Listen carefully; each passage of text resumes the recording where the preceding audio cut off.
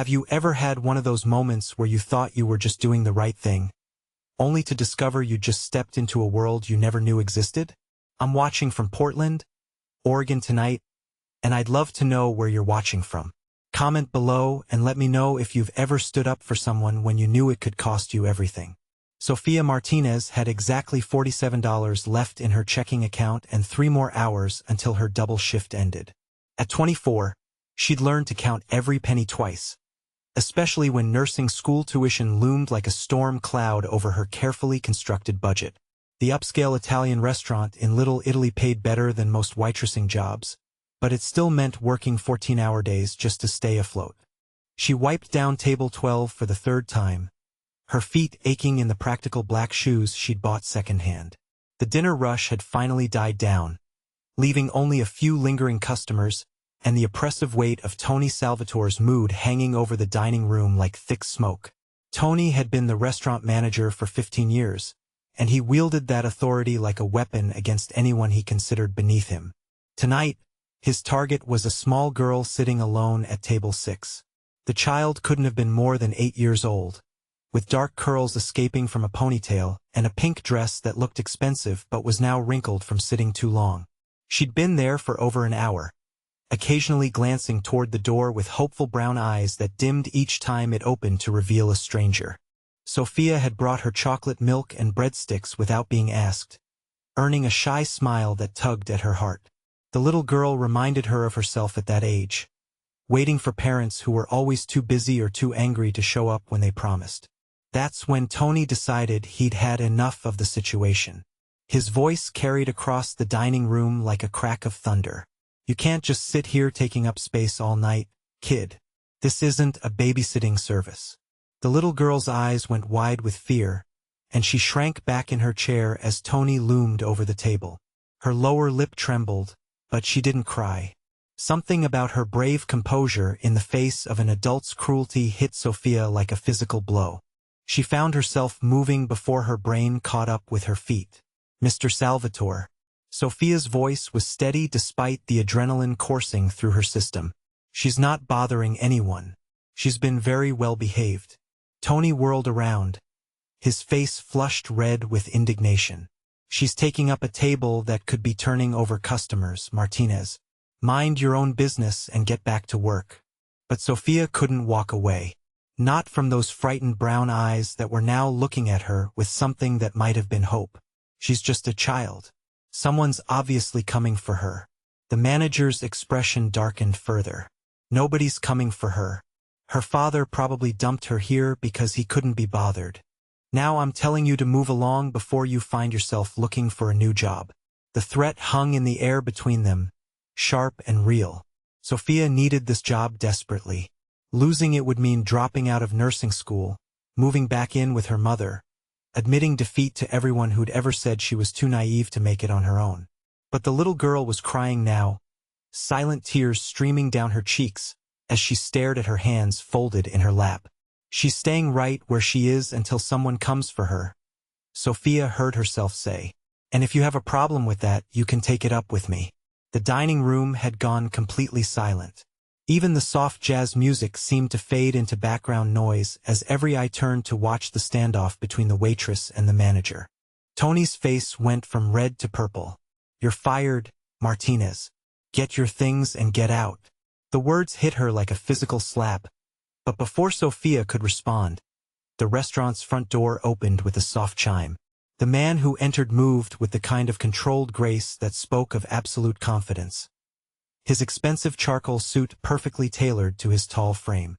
He was probably in his mid-30s, with dark hair and olive skin that suggested Italian heritage. But it was his eyes that made Sofia's breath catch. Green-gray and intense, they swept the room with the calculating gaze of someone accustomed to assessing situations quickly and completely. Those eyes found the little girl first, taking in her tears and frightened posture with a flash of something that might have been fury. Then they shifted to Tony, who had gone very still and very pale. Papa! The little girl's voice was a mixture of relief and residual fear as she scrambled out of her chair and ran toward the man. He caught her easily, lifting her against his chest with gentle hands that contradicted the dangerous energy radiating from him. His voice, when he spoke to her, was soft and warm. "I'm sorry I'm late, Tesoro. Did you have dinner?" She shook her head, burying her face against his neck. "The man said mean things about you not coming." Over the child's head, those green-gray eyes found Tony again. The temperature in the room seemed to drop 10 degrees. "What mean things?" The question was asked in the same gentle tone he'd used with his daughter, but Sophia could hear the threat underneath it like steel wrapped in silk. Tony seemed to realize he was in serious trouble, but he was too stupid or too stubborn to back down gracefully. "Look, Mr. Romano." She was taking up a table for over an hour. "I was just trying to run a business here. By making my 80-year-old daughter cry?" Vincent Romano's voice remained conversational, but something in his stillness made every person in the restaurant hold their breath. Sophia found herself stepping forward before she could think better of it. She wasn't bothering anyone. She was very polite and patient. "Your daughter is lovely." Vincent's attention shifted to her, and she felt the full force of that intense gaze like a physical touch. "Who are you?" Before Sophia could answer, Tony jumped back into the conversation with all the survival instincts of a man determined to dig his own grave. "She's nobody, Mr. Romano. Just a waitress I had to fire tonight for interfering where she didn't belong." Something flickered across Vincent's expression, there and gone too quickly to interpret. "You fired her for what exactly?" "For defending your daughter when this man was being cruel to her," Sophia said quietly, finding her courage again in the face of injustice. "He told an 80-year-old child that her father had dumped her here because he couldn't be bothered with her."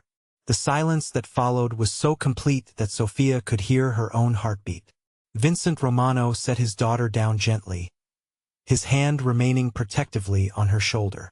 When he looked at Tony again, his expression was pleasant and calm.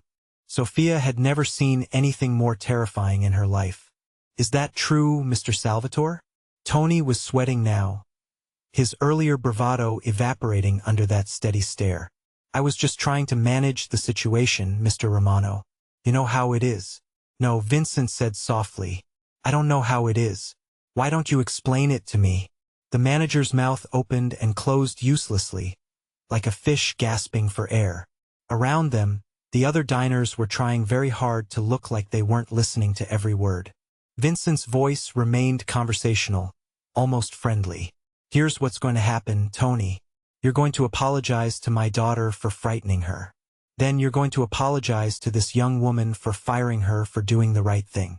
And then you're going to clear out your office and never set foot in any establishment I have an interest in ever again. Do we understand each other?"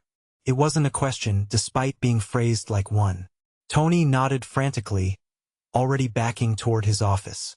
"Actually," Vincent added, his tone still pleasant, "let me save you some time. Don't bother with the apologies. Just leave. Now." Tony practically ran for the back exit, leaving his keys and his dignity scattered across table 6.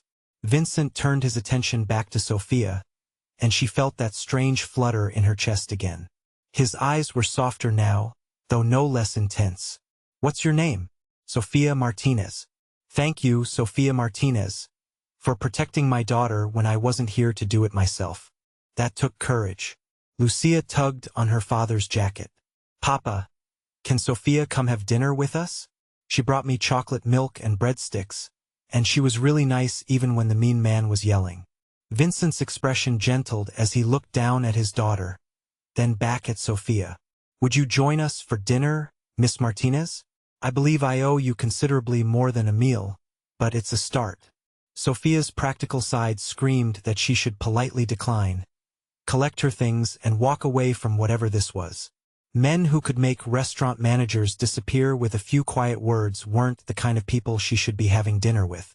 But Lucia was looking at her with those hopeful brown eyes again, and Vincent Romano was watching her with an expression she couldn't quite read, and she'd just lost her job anyway.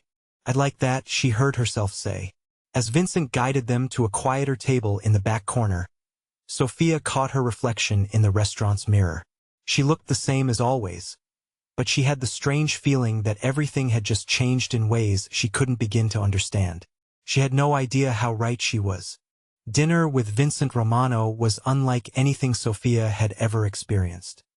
He ordered for all three of them in rapid Italian to a server who appeared within seconds of his subtle gesture. His attention split between his daughter's animated chatter and Sophia's obvious discomfort. Lucia was a different child now that her father was here, bubbling with stories about her day at school, and asking Sophia questions about everything from her favorite color to whether she had any pets. The transformation was remarkable, and Sophia found herself genuinely charmed by the little girl's curiosity and resilience. Vincent watched the interaction with an expression that was difficult to read, though Sophia caught him smiling slightly when Lucia insisted on sharing her tiramisu despite having already declared herself too full to finish it. It wasn't until after Lucia had been settled in the restaurant's small back office with her tablet and headphones, supposedly watching cartoons while the adults talked, that the real conversation began. "I should probably explain what just happened here tonight," Vincent said, refilling Sophia's wine glass with practiced ease.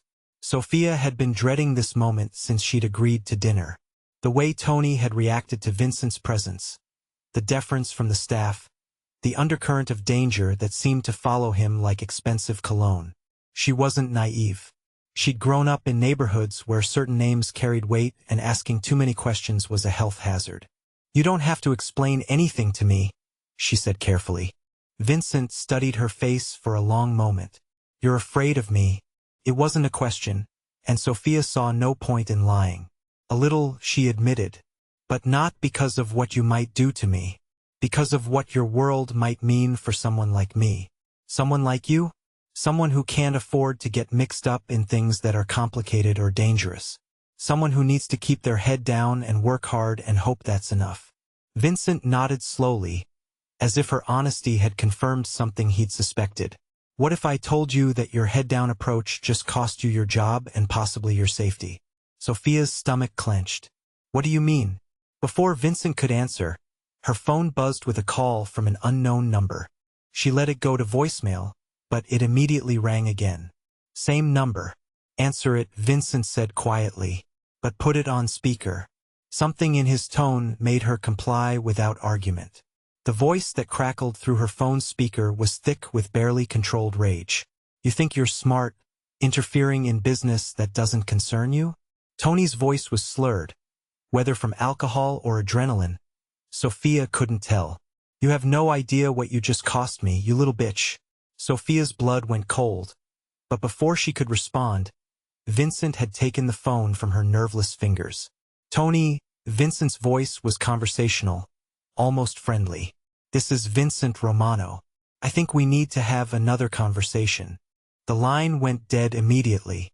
Vincent handed her phone back, his expression grim. "Tony Salvatore has been skimming money from this restaurant for months. When I told him to clean out his office, I essentially ended his ability to steal from me. Men like Tony don't handle that kind of humiliation well. You own this restaurant?" Sophia's voice came out smaller than she intended. "I own a lot of things, Miss Martinez, and I protect what's mine. The question is whether you're going to let me protect you too." Sophia stared at him, trying to process the implications. "You're talking about organized crime." "I'm talking about family," Vincent said simply. "About loyalty and protection and making sure the people who matter stay safe. Tony crossed a line tonight when he threatened my daughter. He crossed another one when he threatened you. I can handle Tony Salvatore. Can you handle his friends? Can you handle the fact that you're now unemployed in one of the most expensive cities in the country? Can you handle what happens when word gets around that you stood up to the wrong people?" Each question hit like a physical blow because she knew he was right. She'd saved exactly $47, had no job prospects that would pay enough to cover her expenses, and now apparently had an enemy she'd never asked for. "What are you proposing?" "I need someone to watch Lucia," Vincent said, his voice gentler now. "Someone who will protect her the way you did tonight. Someone she already trusts."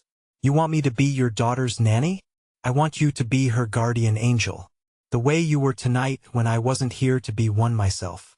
Sophia looked through the office window where Lucia was curled up in an oversized chair, completely absorbed in her tablet. The little girl looked peaceful now, but Sophia could still see the echo of fear in the way she kept glancing up to make sure her father was still visible. "Why does an 80-year-old need a guardian angel?" because her mother died 2 years ago, and since then, she's been afraid that everyone she loves is going to disappear. Vincent's voice was rough with emotion he was trying to hide. Because there are people in my world who think the best way to hurt me is through her. And because after tonight, I know you'd step between her and danger even when it costs you everything. The weight of what he was offering settled over Sophia like a heavy blanket. Security, steady income, the ability to finish nursing school without drowning in debt. But also immersion in a world she'd spent her whole life trying to avoid.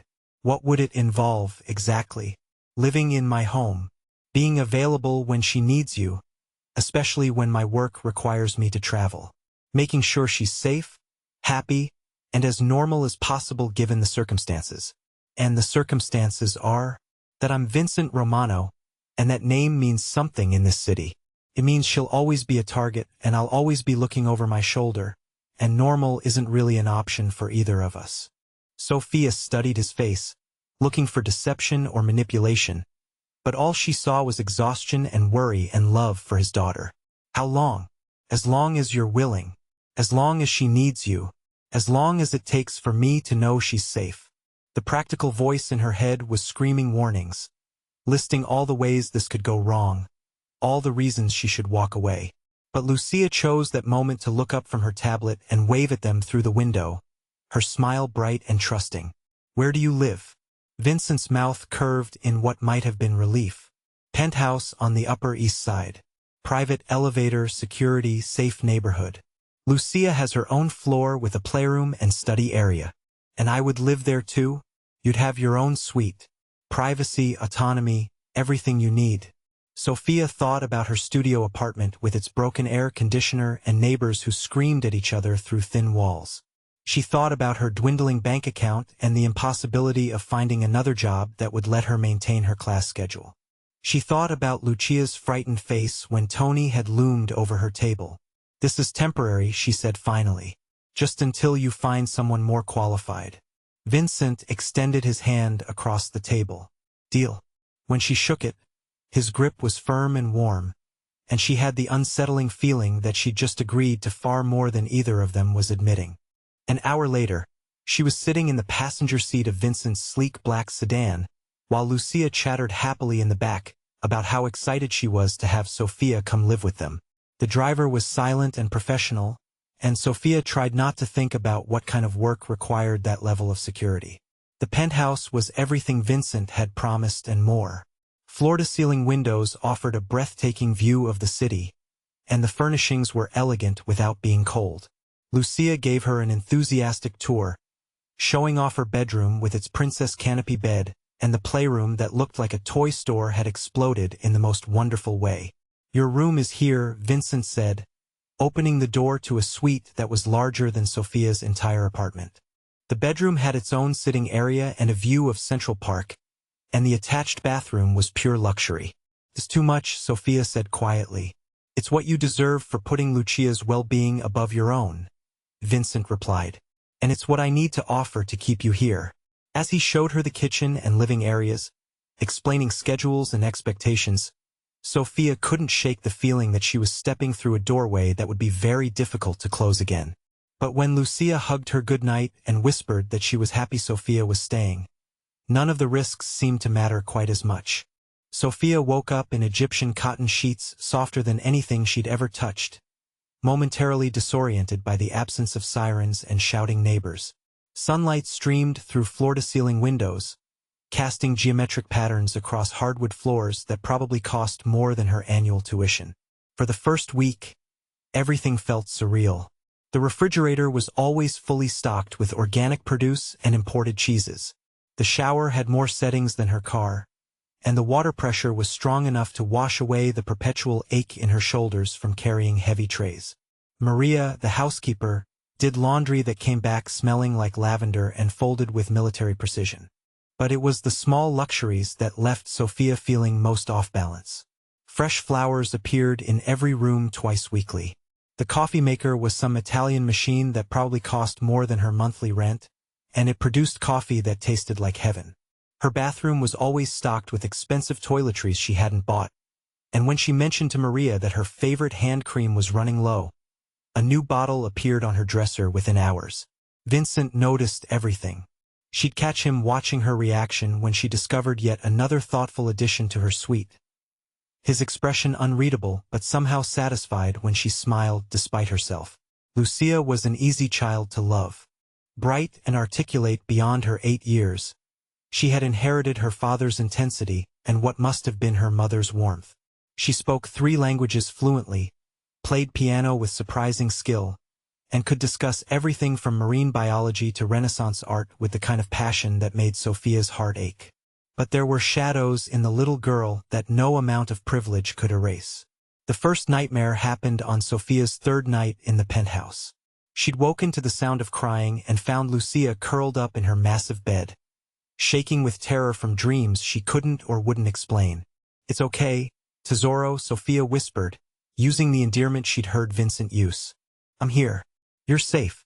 Lucia had clung to her with desperate strength, her small body trembling. "Sometimes I dream that everyone goes away and I'm all alone forever." The pain in that simple statement had hit Sophia like a physical blow. She'd held Lucia until the shaking stopped, humming lullabies her own grandmother had sung to her years ago, wondering what kind of trauma could leave such deep scars in someone so young. That's how Vincent found them an hour later, curled together in Lucia's bed with a pile of picture books scattered around them. Sophia had been reading story after story, anything to keep the nightmares at bay, when she'd looked up to find him standing in the doorway.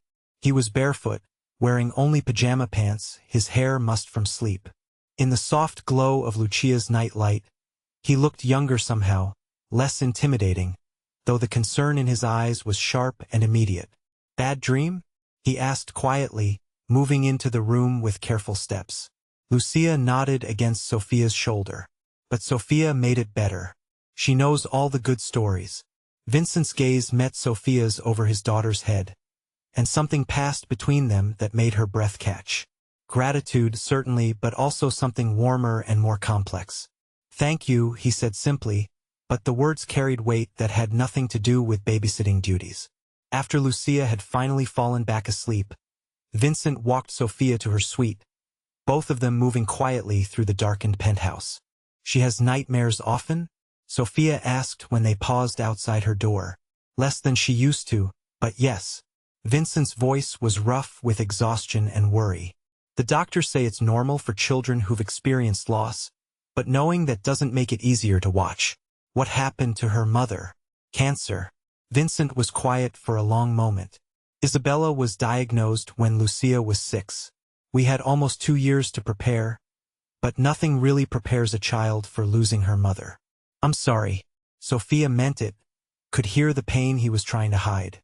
"Isabella made me promise that Lucia would have as normal a childhood as possible despite everything else." Vincent's hand rested on the wall beside Sophia's door, close enough that she could feel the warmth radiating from his skin. "Some days I wonder if I'm failing her." "You're not." The certainty in her own voice surprised Sophia. "She's an amazing little girl. Scared sometimes, but who wouldn't be? You're a good father, Vincent." He looked at her then with an intensity that made something flutter in her chest. "How can you know that? You've known us less than a week." "Because I see how she looks at you, like you're her whole world. And because she feels safe enough to have nightmares when you're here, which means she trusts you to chase them away." Vincent was quiet for so long that Sophia wondered if she'd overstepped. Then he reached out and touched her cheek, just a brush of his fingertips against her skin, but it sent electricity straight through her nervous system. "Thank you," he said again, and this time she understood that he meant for more than just comforting Lucia. The next morning brought Sophia's first real glimpse into Vincent's professional life. She was helping Lucia with homework at the kitchen island when 3 men arrived for what was clearly a business meeting. Vincent greeted them with the kind of controlled courtesy that somehow managed to be both polite and threatening. Marco, his second-in-command, was younger than Vincent, probably early 30s, with nervous energy and sharp eyes that missed nothing. He nodded respectfully to Sophia when Vincent introduced them, but she could feel him cataloging everything about her, weighing her presence against some internal criteria. The other 2 men were older, more formal, their expensive suits doing nothing to soften the hard edges that spoke of violence barely held in check. They spoke in rapid Italian, their voices low but urgent, and though Sophia couldn't understand the words, the tension in the room was unmistakable. Vincent's demeanor shifted subtly when he was conducting business. The gentle father and attentive host disappeared, replaced by someone who radiated authority and barely leashed danger. His voice remained calm, but there was steel underneath it, and when he gave what were clearly orders, no one questioned him. Lucia seemed oblivious to the undercurrents, chattering about her math problems while Sophia tried to focus on anything except the conversation happening 20 feet away. But when one of the men raised his voice slightly and Vincent's response dropped to barely above a whisper, she couldn't help the chill that ran down her spine. After the men left, Vincent found her in Lucia's playroom, where she was mechanically sorting blocks while Lucia built an elaborate castle. "Everything all right?" he asked, settling into one of the child-sized chairs with unconscious grace. Of course, Sophia replied too quickly. "Why wouldn't it be?" Vincent studied her face with those perceptive green eyes. "Because you look like you've seen a ghost." Before Sophia could formulate an answer, Lucia looked up from her blocks. "Papa, are the bad men bothering you again?" Vincent's expression softened immediately. "No, tesoro. Just business. Nothing for you to worry about." But Lucia's question lodged in Sophia's chest like a splinter. Bad men. At 8 years old, Lucia already understood that her father's world contained people who meant harm. That evening, after Lucia was safely tucked into bed, Vincent found Sophia on the terrace that wrapped around the penthouse. The city sparkled below them, thousands of lights creating a tapestry of life and energy that should have been beautiful. Instead, Sophia felt overwhelmed by the reminder of how big and dangerous the world could be. "Having second thoughts?" Vincent asked, settling into the chair beside her. "About what?" "About staying here. About getting involved in my life." Sophia was quiet for a moment, trying to organize thoughts that felt tangled and contradictory. "I knew you were dangerous when I agreed to this. I'm not naive, Vincent. I grew up in neighborhoods where certain names carried weight and asking questions was a health hazard. But seeing it up close is different. Those men today, they were talking about violence like other people discuss the weather." Vincent nodded slowly. "My world isn't pretty, Sophia. It's built on loyalty and fear in equal measure, and sometimes those loyalties require difficult choices." "What kind of choices?" "The kind that keep my family safe and my business running. The kind that ensure men like Tony Salvatore never have the opportunity to threaten innocent people." There was something in his voice that made Sophia look at him more closely. "What happened to Tony?" Vincent's expression didn't change, but something flickered in his eyes. "Tony won't be bothering you again, Vincent." "He left town," Vincent said calmly. "Permanently," with a strong suggestion that returning to the tri-state area would be detrimental to his health. Sophia felt something cold settle in her stomach. "You threatened him. I protected you. There's a difference. Is there? Because right now it feels like you solved a problem by making someone disappear, and that terrifies me." Vincent was quiet for a long moment, his gaze fixed on the city below. When he spoke, his voice was softer but no less serious. 2 years ago, a rival family thought the best way to hurt me was through Isabella.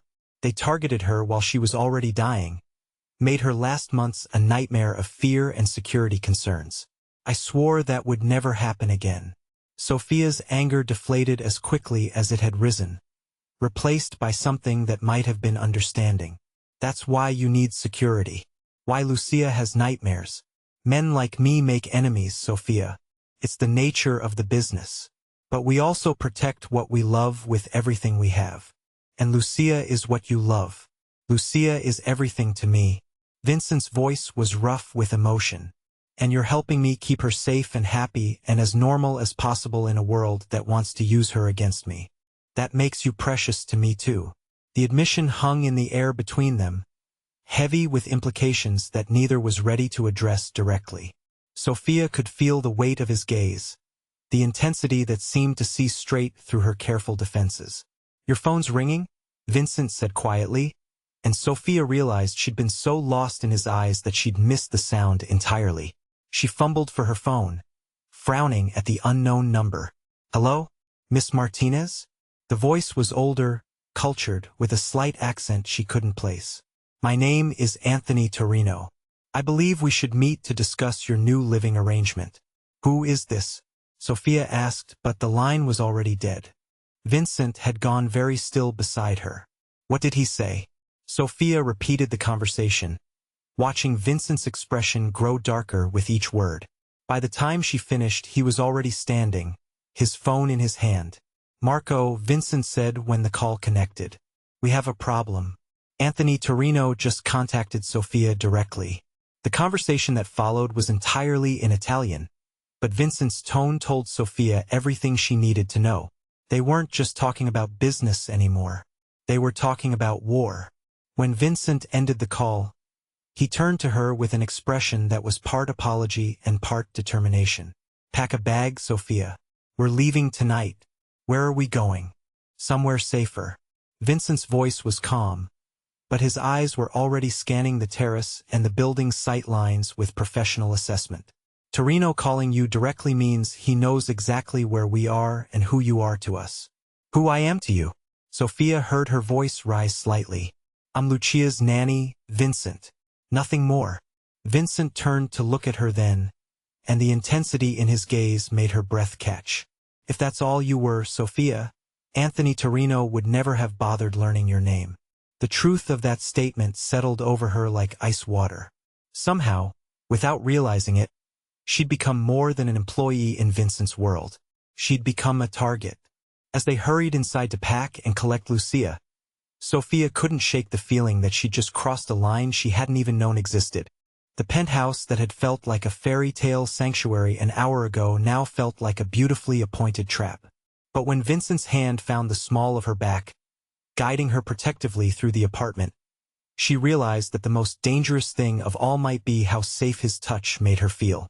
The safe house was a sprawling estate in the Hamptons, hidden behind high walls and sophisticated security systems that Vincent's men had swept twice before allowing them through the gates. Lucia had fallen asleep in the car during the 2-hour drive, her head pillowed against Sophia's shoulder, blissfully unaware of the tension that crackled between the adults. Vincent had been quiet during the journey, his attention split between his phone and the rearview mirror, but Sophia could feel the coiled energy in him, the way his jaw tightened every time his phone buzzed with updates from Marco and his security team. The house was beautiful in an understated way, all weathered shingles and wide porches that spoke of old money and family summers.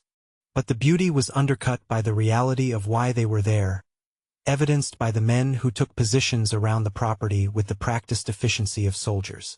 After Lucia was settled in one of the upstairs bedrooms, Sophia found herself alone with Vincent in the kitchen. He was making coffee with the same focused intensity he brought to everything else, and she watched his hands move with unconscious appreciation. Strong hands, with calluses that suggested he wasn't just a man who gave orders from behind a desk. "You don't have to stay," he said without turning around. "I can arrange protection for you somewhere far from here, somewhere Torino will never find you." The offer should have been tempting. Safety, distance from whatever war was brewing between these two powerful men. Instead, Sophia felt something twist in her chest at the thought of leaving. "And Lucia?" Vincent's shoulders tensed. "Lucia will be fine. She was fine before you came into our lives." "Will she?" "Because the little girl I held during her nightmare didn't seem fine, Vincent. She seemed terrified of losing someone else she cares about." He turned then, and the pain in his eyes was raw and unguarded. "That's exactly why you should go, Sophia. Before she gets too attached. Before losing you becomes another trauma she has to survive." "Before I get too attached?" The words slipped out before Sophia could stop them, carrying more honesty than she'd intended. Vincent went very still. "Are you attached?" The question hung between them, loaded with implications that went far beyond employment arrangements. Sophia could lie, could maintain the professional distance that would keep them both safe from complications they weren't ready to handle. Instead, she found herself telling the truth. "Care about her. About both of you. More than I should, probably more than is wise, but I can't seem to help it. Sophia. Vincent's voice was rough, and he took a step toward her before stopping himself. You don't understand what you're saying. Don't I? She moved closer, drawn by the conflict in his expression. You think I don't know what I'm choosing? You think I'm too naive to understand the risks? I think you're too good for this world, Vincent said quietly. Too good for me. That stopped Sophia cold. The words carried a weight of self-recrimination that spoke to wounds deeper than professional concerns. Why do you think that? Vincent was quiet for so long that Sophia wondered if he was going to answer at all. When he finally spoke, his voice was barely above a whisper. Because the last woman I loved died because I couldn't protect her well enough. Because my world killed Isabella as surely as the cancer did. And I swore I'd never put someone else through that. The admission hung in the air between them, raw and painful. Sophia could see the guilt eating at him, the way he carried responsibility for things beyond his control. Cancer killed your wife, Vincent. Not you. The stress killed her. The fear, the constant security concerns, the knowledge that loving me put her in danger.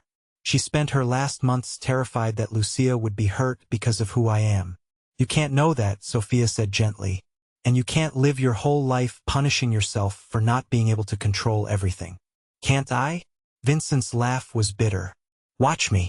Something about the pain in his voice, the self-imposed isolation he was describing, broke through Sophia's careful restraint. She reached for him without thinking, her hand coming up to cup his cheek.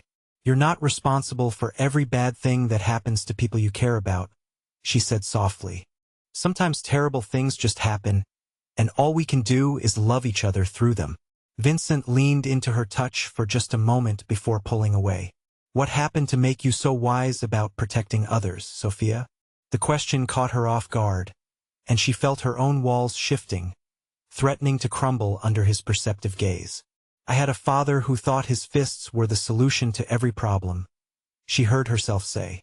A mother who was too scared to leave and too proud to ask for help. A little sister who learned to hide in closets when his voice started getting loud. Vincent's expression shifted, understanding and fury warring in his green eyes. How old were you? When it started? 8, maybe 9. When I finally figured out how to make it stop. 15. How did you make it stop? Sophia was quiet for a moment, remembering the terror and determination that had driven her teenage self to make an impossible choice. I told him that if he ever touched my mother or my sister again, I'd kill him in his sleep. And I meant it. He knew I meant it. And did he stop? He stopped hitting them. He started hitting me instead, until I got big enough and smart enough to hit back.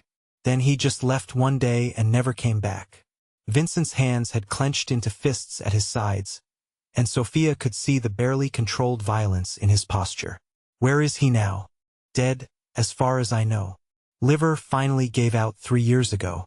She tried to keep her voice level, matter-of-fact, but she could hear the old pain bleeding through anyway. I'm sorry, Vincent said, and the genuine regret in his voice almost undid her careful composure. Don't be sorry. Be grateful that you're nothing like him. Be grateful that Lucia will never have to learn how to hide from someone who's supposed to love her. Is that why you stepped between her and Tony that night? Because you recognized the signs? Sophia nodded, not trusting her voice. Vincent moved closer, his hand coming up to mirror her earlier gesture, fingers gentle against her cheek. You're extraordinary, he said quietly. Stronger than you know. I'm terrified, she admitted. Of this situation, of these feelings, of what it means that I'd rather face whatever's coming than walk away from you and Lucia. Vincent's thumb traced across her cheekbone, and Sophia felt her breath catch at the tenderness in the simple gesture. I've been trying so hard to protect you from my world that I never stopped to ask what you wanted to choose for yourself. I want to choose you, Sophia whispered. Both of you. Whatever that means, whatever the consequences are. Vincent's control finally cracked. He kissed her with the desperate intensity of a man who'd been holding back for weeks, and Sophia melted into him with a relief she hadn't known she'd been craving. His hands tangled in her hair, and she could taste the coffee on his lips, could feel the barely restrained power in the way he held her like she was precious and fragile and essential all at once. When they finally broke apart, both breathing hard, Vincent rested his forehead against hers. "There's no going back from this," he said quietly. "Once you're mine, Sophia, I'll never be able to let you go." "Then don't," she replied simply. "Don't let me go." Before Vincent could respond, his phone rang with the harsh urgency that they'd both learned to dread. He answered it without stepping away from her, one arm still wrapped protectively around her waist. Marco's voice was tense, clearly audible in the quiet kitchen. "Vincent, we have a problem." Torino's people grabbed Sophia's sister. The world tilted sideways. Sophia heard someone making a wounded sound and realized it was her own voice. "What sister?"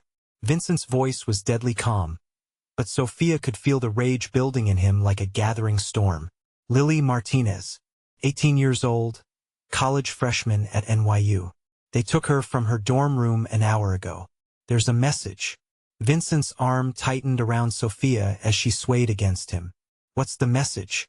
"Trade the girl for the nanny or the sister dies. They want to meet tomorrow night at the old warehouse district." Sophia's knees gave out, and Vincent caught her, his strength the only thing keeping her upright. Lily. Sweet, brilliant Lily, who was supposed to be safe at college, studying literature and making friends and living the normal life that Sophia had sacrificed everything to give her. "I'll go," Sophia said, her voice sounding strange and distant to her own ears. "I'll trade myself for her." "Like hell you will," Vincent replied, his voice carrying an edge of violence that should have frightened her but somehow only made her feel safer. "Marco, I want everything we have on Torino's operation. Every location, every weakness, every person who matters to him." "Vincent, you can't start a war over me." "I won't have to start one," Vincent said grimly. "I'll finish the one he started when he threatened my family." The possessive claim in those words sent something warm and fierce through Sophia's chest, even as terror for her sister threatened to overwhelm her. What if they hurt her? What if we're too late? Vincent cupped her face in his hands, forcing her to meet his eyes. "Listen to me, Sophia. No one touches what's mine and walks away. Not Tony, not Torino, not anyone. Lily will come home safe." "How can you promise that?" "Because I'll burn down half the city before I let anything happen to her," Vincent said simply. "Because you love her, and I love you." The words hung in the air between them, unexpected and perfect and terrifying. Vincent's eyes widened slightly, as if he hadn't meant to say them aloud. "You love me?"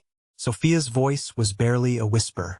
Vincent's expression softened, the dangerous man replaced by someone vulnerable and honest and absolutely certain.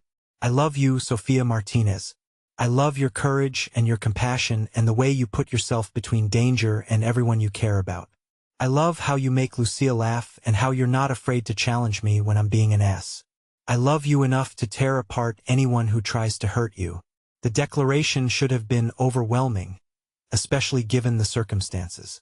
Instead, Sophia felt something settle into place in her chest, like a piece of herself she hadn't realized was missing. "I love you too," she said, and watched something fierce and possessive flare in Vincent's eyes. "Even though it's terrifying and complicated and probably going to get us both killed."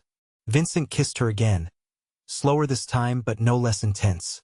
When they broke apart, his expression had shifted back to the dangerous calm she was learning to associate with Vincent Romano conducting business. "Go check on Lucia," he said softly. "Make sure she's still sleeping. I have calls to make." As Sophia headed for the stairs, she heard Vincent's voice behind her, cold and precise as he began coordinating what she suspected would be a very bloody rescue mission. But all she could think about was that Vincent Romano loved her, and that somehow, despite the danger and the threats and the impossibility of it all, she'd never felt safer in her life. Upstairs, Lucia was indeed still sleeping, curled up with a stuffed elephant that had seen better days. Sophia sat in the chair beside the bed, watching the little girl's peaceful face and trying to process everything that had changed in the span of a single conversation. She loved Vincent Romano. Vincent Romano loved her. And somewhere in the city, her baby sister was being held by men who viewed human life as a bargaining chip. When Lucia stirred and opened sleepy brown eyes, her first words were exactly what Sophia needed to hear. "Sophia, are you going to stay with us forever now?" "Yes, sweetheart," Sophia whispered, smoothing dark curls away from Lucia's forehead. "I'm going to stay forever." And as she said it, Sophia realized she meant it with every fiber of her being. Whatever came next, whatever price had to be paid, she was done running from the life she wanted. She was done running from love. The warehouse district at midnight was a maze of shadows and industrial decay, the kind of place where screams went unheard and bodies disappeared without questions. Vincent had spent the day planning with military precision, calling in favors and positioning his men like chess pieces across the city. Sophia had insisted on coming despite every logical argument Vincent had presented.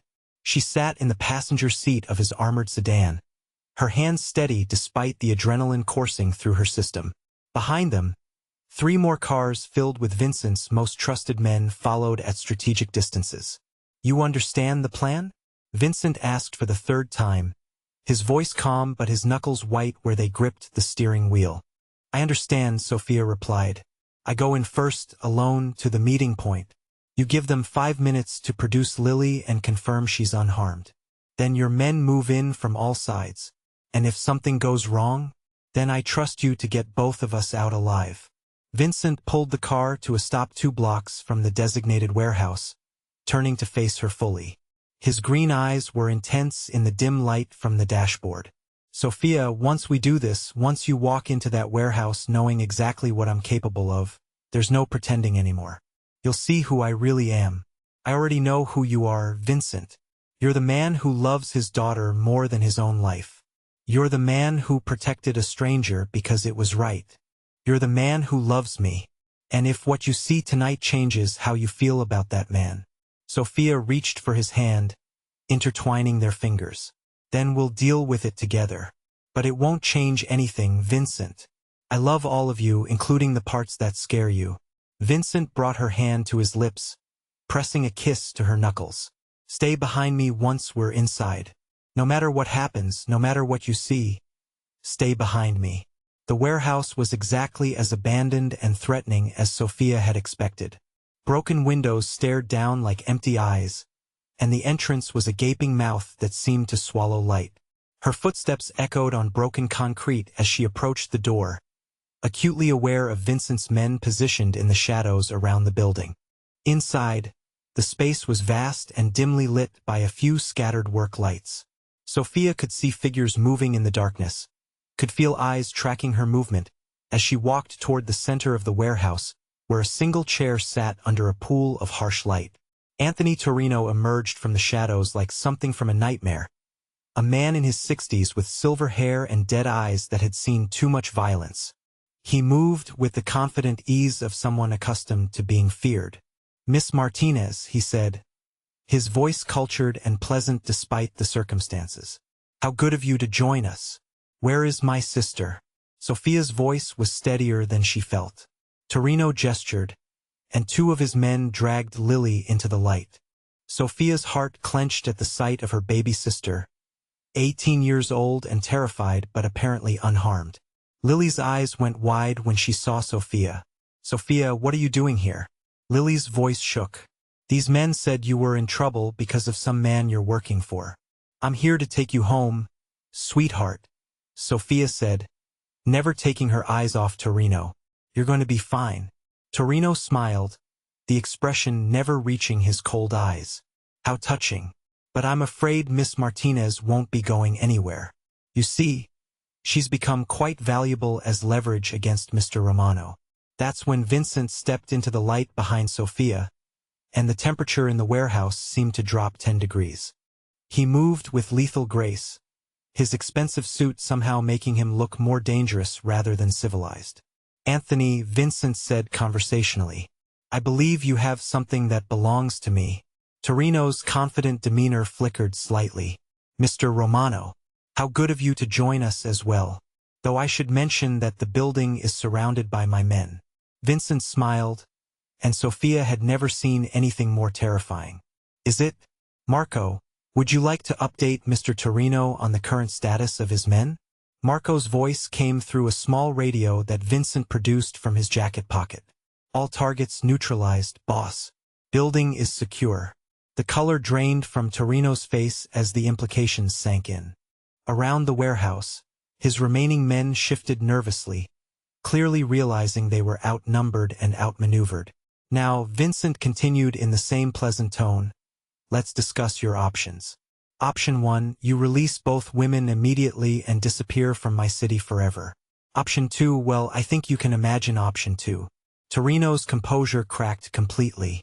You can't just eliminate an entire family, Romano. There are rules, protocols, consequences. Vincent's expression went flat and deadly. You threaten my family, Anthony. You kidnapped an innocent girl to get to the woman I love. You forfeited any claim to rules or protocols the moment you decided to make this personal. Sophia watched the exchange with fascination and terror, seeing Vincent in his element for the first time. This was the man who commanded respect and fear in equal measure, who could end lives with a word or a gesture. But when his eyes flicked to her, checking to make sure she was safe, she saw the same tenderness he showed when reading Lucia bedtime stories. The realization hit her like a physical blow. She wasn't afraid of Vincent's power. She was in awe of how precisely he controlled it, how he used it only to protect the people he loved. Torino made his choice then, nodding to his men in what was clearly a prearranged signal.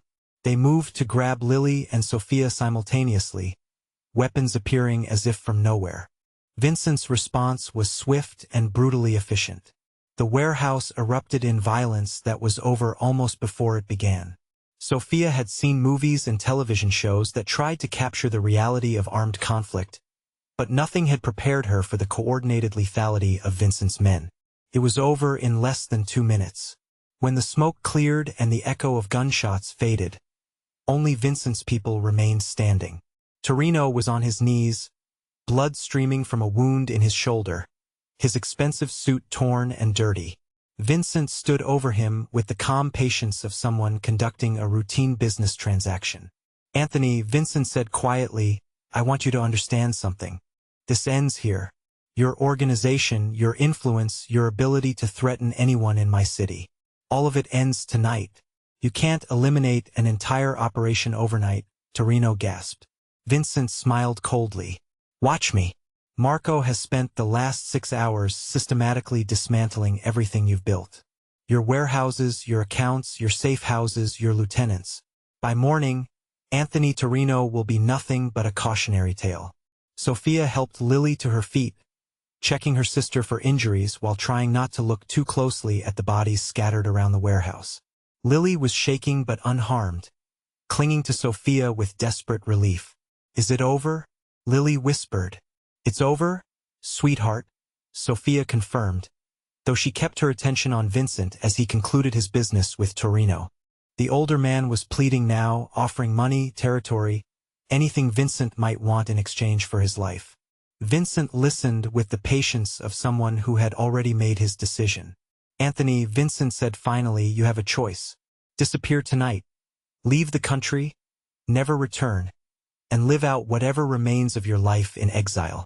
Or refuse and discover exactly how creative my people can be when properly motivated.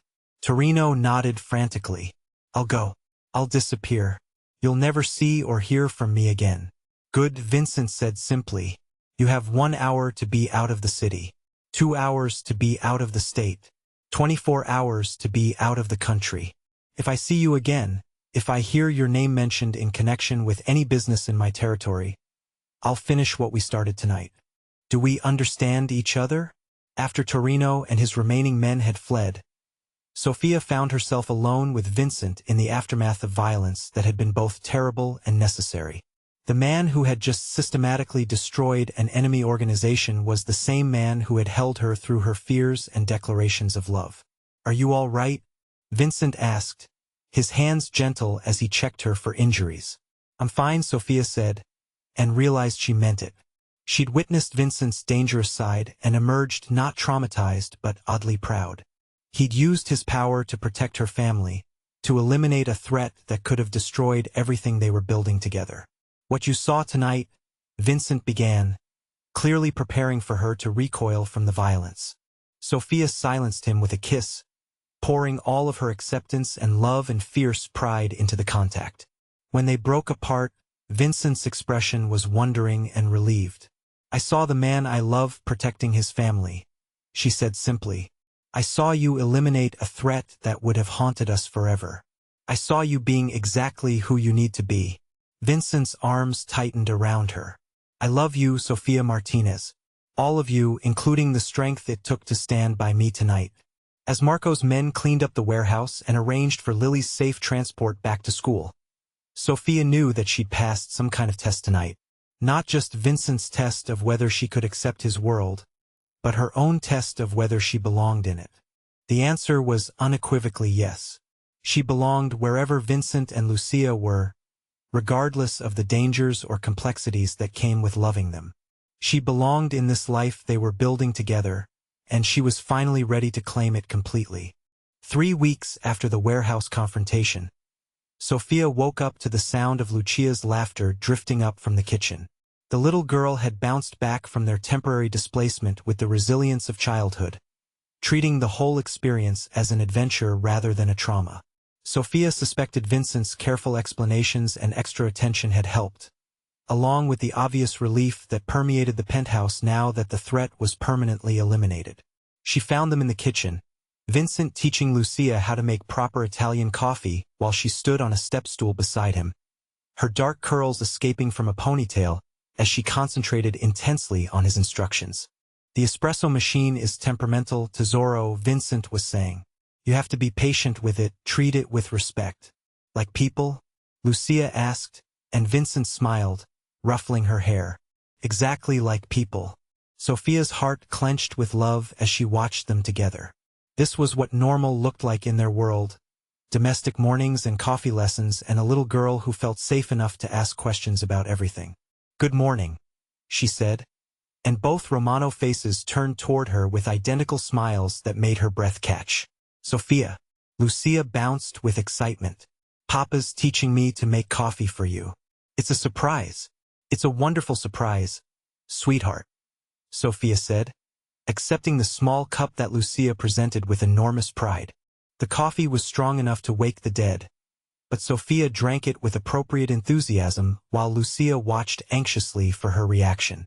When Sophia declared it perfect, Lucia beamed and immediately began planning their breakfast menu with the single-minded determination of someone who had appointed herself head chef. Vincent caught Sophia's eye over his daughter's head, his expression soft with contentment. This was the life Isabella had wanted for Lucia, filled with laughter and security, and the kind of ordinary magic that made childhood precious. After Lucia had been settled with her weekend homework and a promise that they would bake cookies later, Vincent found Sophia on the terrace where she was reading for her final nursing school exams. The semester had been challenging to complete given everything that had happened, but Vincent had quietly arranged for private tutoring and flexible scheduling that allowed her to finish her degree. "Nervous about graduation?" he asked, settling beside her in the morning sun. "A little," Sophia admitted. "It feels surreal that I'm actually going to be a registered nurse in 2 weeks." "Isabella would have been proud," Vincent said quietly. "She always believed that the best way to honor love was to help others heal." Sophia reached for his hand, understanding the significance of the comparison. Vincent rarely spoke about his late wife except in the context of Lucia's needs, but she could see that he was finally beginning to heal from the guilt that had consumed him. "What will you do after graduation?" Vincent asked. "There are several hospitals in the city that would be fortunate to have someone with your compassion and strength." The question had been weighing on Sophia's mind for weeks. The practical answer was to find a position at one of the prestigious medical centers that Vincent's influence could easily secure. But the honest answer was more complicated. "I want to work with children," she said slowly. "Kids who are scared or hurt or dealing with trauma they don't understand. I want to be the kind of nurse who makes them feel safe. Like you did for Lucia. Like someone did for me once, when I thought there was no way out of an impossible situation." Vincent was quiet for a moment, and when Sophia looked at him, she was surprised to see something that looked like nervousness in his expression. "What if I told you I had an idea about that?" Something that would let you help children while staying close to home? Before Sophia could ask what he meant, Lucia burst through the terrace doors with the dramatic flair of someone bearing important news. "Papa," Mrs. Henderson from the building called.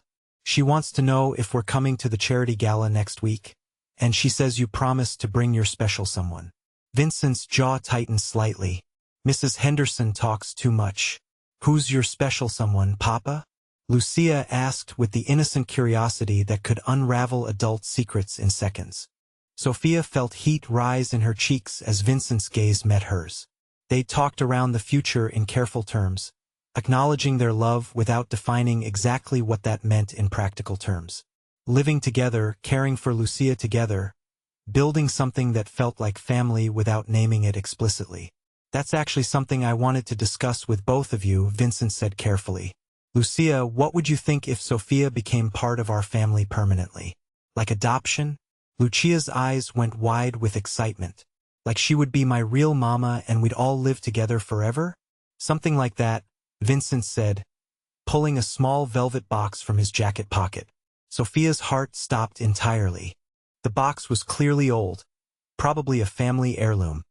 And when Vincent opened it to reveal an elegant emerald ring surrounded by diamonds, she couldn't breathe. "This was my grandmother's ring," Vincent said quietly. "Isabella never wore it because she wanted it to go to the woman Lucia chose as her mother." Lucia bounced with excitement. "I choose Sophia. I choose Sophia to be my mama." Vincent's eyes never left Sophia's face. "Sophia Martinez, will you marry me? Will you be Lucia's mother and my wife and the center of our family for the rest of our lives?" The question hung in the morning air, loaded with promises of love and protection, and the kind of future Sophia had never dared to imagine for herself. "Yes," she whispered, then louder, "Yes, Vincent. Yes to all of it." The ring fit perfectly, and as Vincent slipped it onto her finger, Lucia threw herself into their embrace with the uninhibited joy of a child whose deepest wish had just come true. "We're going to be a real family," Lucia said, her voice muffled against Sophia's shoulder. "Forever and ever." "Forever and ever," Sophia confirmed, meeting Vincent's gaze over their daughter's head and seeing her own wonder and gratitude reflected back at her. The wedding 3 months later was small and elegant, held in the gardens of the Hamptons estate where they'd sheltered during the crisis with Torino. Lucia served as maid of honor, resplendent in a pale yellow dress that complemented Sophia's simple ivory gown. Vincent's extended family filled the chairs, along with Lily and Sophia's mother, who had flown in from Arizona with tears in her eyes and forgiveness in her heart. When Vincent promised to love, honor, and protect Sophia for the rest of his life, his voice was steady and sure. When Sophia vowed to stand by him through whatever challenges their world might bring, she meant every word with the fierce certainty of someone who had already been tested by fire. Marco served as best man, and even he smiled when Vincent kissed his bride with the passionate intensity of a man claiming his future. 6 months later, Sophia sat in the office of the Children's Trauma Center that Vincent had quietly funded, reviewing case files for the young patients who would be arriving for their sessions. The center was her dream made real, a place where scared children could receive medical care and emotional support from people who understood that healing required both clinical expertise and genuine compassion. Her nursing degree hung on the wall beside pictures of Lucia at various school events and candid shots of their family at home. She was Dr. Sophia Romano now, having completed additional training in pediatric trauma care with Vincent's enthusiastic support. The door opened and Vincent entered carrying flowers and wearing the slightly stunned expression that had become familiar over the past 2 weeks. "How did the appointment go?" Sophia asked, though she could already guess from his expression. "Healthy," Vincent said wonderingly. "Everything looks perfect. Due date is May 15th. Sophia smiled and placed her hand over the small curve of her abdomen where their child grew. Lucia was beside herself with excitement about becoming a big sister, already planning nursery decorations and interviewing stuffed animals for appropriateness as baby toys. "She'll be such a good big sister," Sophia said. "She'll be protective and fierce and absolutely devoted," Vincent agreed. "Just like her mother." As they walked home through Little Italy, past the restaurant where they'd first met, Sophia marveled at how completely her life had changed. The frightened waitress who'd once worried about paying rent was now a respected doctor, a beloved wife, a treasured mother, and soon to be the parent of 2 children who would grow up surrounded by love instead of fear. When they reached their building, Lucia was waiting in the lobby with Mrs. Henderson, bouncing with excitement about some story from school. She launched herself into Vincent's arms, chattering about science projects and friend drama, and whether the baby would be a boy or a girl. As they rode the elevator to their penthouse, Sophia caught Vincent's eye in the mirrored walls. He was watching her and Lucia with an expression of deep contentment, the haunted look that had shadowed his features for years finally replaced by peace. Their life wasn't perfect, would never be entirely safe given Vincent's position in his dangerous world, but it was built on love and commitment and the kind of fierce protection that made every risk worthwhile. That night, as they tucked Lucia into bed and she extracted promises about pancakes for breakfast and baby names discussions, Sophia realized that she'd found something she'd never even known she was searching for. She'd found home, not just a place, but a feeling of absolute belonging with people who would love and protect her for the rest of her life. Later, as she and Vincent stood on their terrace looking out over the city lights, his arms wrapped around her from behind and his hands resting protectively over their growing child, Sophia thought about the question that had started their story. Have you ever had one of those moments where you thought you were just doing the right thing, only to discover you'd stepped into the life you were always meant to live? Tonight, I'm curious about your thoughts on love conquering all circumstances. Comment below and share your thoughts about finding love in the most unexpected places, because sometimes the most beautiful stories come from the moments when we choose to be brave. She had chosen to be brave that night in the restaurant, standing up for a frightened little girl despite the personal cost. That single moment of courage had led to everything beautiful in her life now. Vincent pressed a kiss to her temple, his voice soft in the darkness. What are you thinking about, Mrs. Romano? About how grateful I am that some little girl needed someone to protect her. Sophia said quietly. About how perfect our life turned out to be. Our life is just beginning, cara mia, Vincent murmured against her hair. And it's going to be extraordinary. As the city sparkled below them and their daughter slept safely in her room, surrounded by love and security that would never waver, Sophia knew he was absolutely right.